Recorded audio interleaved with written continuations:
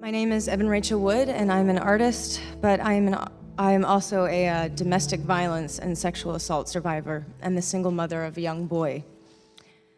When I was 5 years old, I started working in film, and every day since then, I've worked to reach the very privileged place I'm aware that I occupy. And I'm here today to use my position as an artist, survivor, mother, and advocate to bring a human voice to the population of 25 million survivors in the US.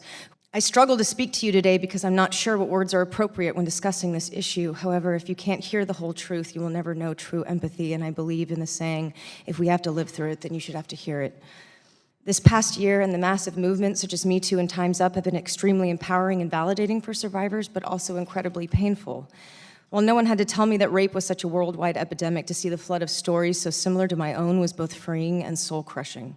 Waves of memories and detail came flooding into my brain every time I read the words. I froze.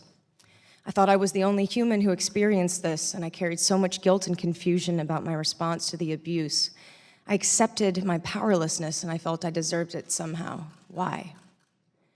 There are two specific instances of sexual assault and violence I've experienced that really stick out in my mind. In fact, they are burned into my brain, branded there for life, a mental scar that I feel every day.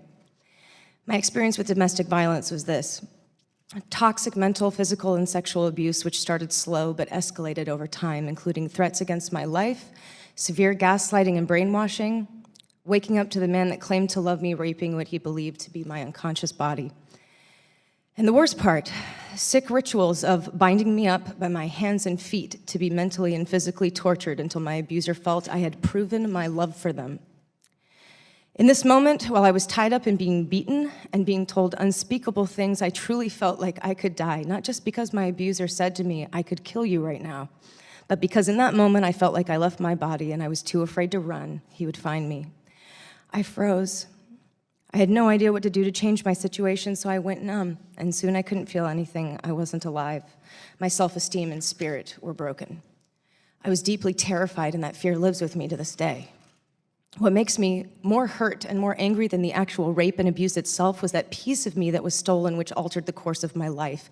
Because of this abuse, my already spiritless person, when I was pushed onto the floor of a locked storage closet by another attacker after hours at a bar, my body instinctively knew what to do: disappear, go numb, make it go away. Being abused and raped previously made it easier for me to be raped again, not the other way around.